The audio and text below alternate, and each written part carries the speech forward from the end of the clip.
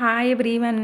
మా ఆడవాళ్ళకి బంగారం చూస్తేనే కాదండి చంద్రముఖిలా మారేది. మాకేదైనా కావాల్సిన వస్తువు డిస్కౌంట్లో వస్తుందంటే మేము చంద్రముఖిలా మారుతాము. అలా మేము తిరుతిరి నుంచి చిత్తూరు వచ్చేటప్పుడు మధ్యలో రామాపురం అనే ఊరి దగ్గర అయితే చాలా చింతకాయల చెట్లు ఉన్నాయి. ఒక పెద్ద ఆయన అయితే అప్పుడే ఫ్రెష్గా కోపిస్తున్నారనమాట. 2 అవర్స్ మేము నిజంగానే చంద్రముఖిలాగా అయిపోయాము. బయట 180కి దొరికే చింతపండు 120 అన్నారు వాళ్ళు. ఇంకా అక్కడ ఆగిపోయామన్నమాట. ఫస్ట్ అయితే ఈ బస్తా అయితే 1000 రూపీస్ చెప్పారు. మాకు వద్దని చెప్పాము. ఎందుకంటే అదంతా మనమే క్లీన్ చేసుకోవాలి. వాళ్ళు క్లీన్ చేసి ఇస్తేనే చాలా బాగుంటుందన్నమాట.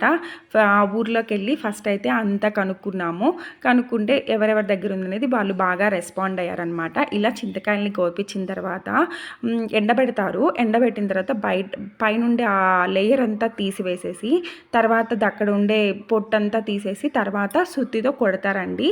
అప్పుడు ఆ చింతకాయల్లో ఉండే గింజలన్నీ బయటకు వచ్చేస్తాయి. ఈ పెద్దమ్మ వాళ్ళ ఇంటి దగ్గర అయితే చాలాసేపు ఉన్నాము. చాలా ఉన్నిందనమాట. వీళ్ళ దగ్గర అయితే చెన్నై నుంచి అలా వచ్చి తీసుకెళ్తారంట. ఇక్కడ చూసారా ఎంత బుట్టలకు ఉందో. ఆ రోజే 20 కేజెస్ తీసుకెళ్లారంట మార్నింగ్.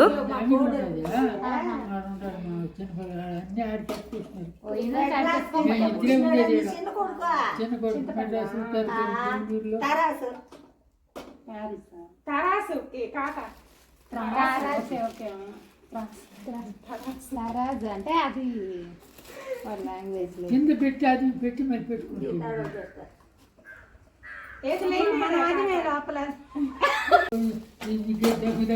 అది కోళ్ళు దూచేది అది అందుకే మాకు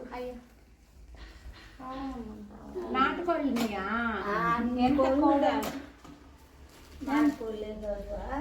ఎంత కోడ ఇప్పుడు ఉంటే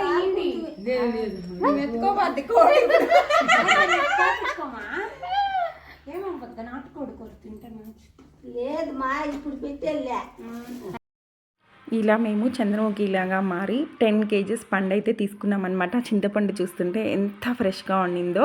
తర్వాత ఈ పెద్దమ్మ వాళ్ళ ఇంట్లో నుంచి బయటకు వచ్చిన తర్వాత ఈ బిల్వపత్రం చెట్టు అయితే కనిపించిందనమాట. చాలా అంటే చాలా పెద్దది.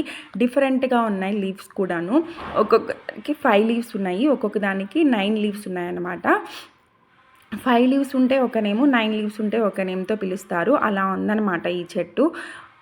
ఇంకా ఈ చెట్టు దగ్గర కూడా కొంచెంసేపు ఇవన్నీ కోసుకొని 2 అవర్స్ దాకా ఆ ఊర్లోనే తిరిగామండి. ఆ ఊర్లో వాళ్ళైతే చాలా బాగా పలకరించారు. ఎక్కడ దొరికిద్దో పండు అని కూడా అన్ని ఇల్లులు చెప్పారనమాట. అక్కడ కోకోనట్ ఆయిల్ కూడా ఫ్రెష్గా దొరికిద్ది అని చెప్పారు. అది కూడా తీసుకున్నాం. 2 అవర్స్ టైం స్పెండ్ చేసిన తర్వాత ఇక్కడి నుంచి వచ్చేసి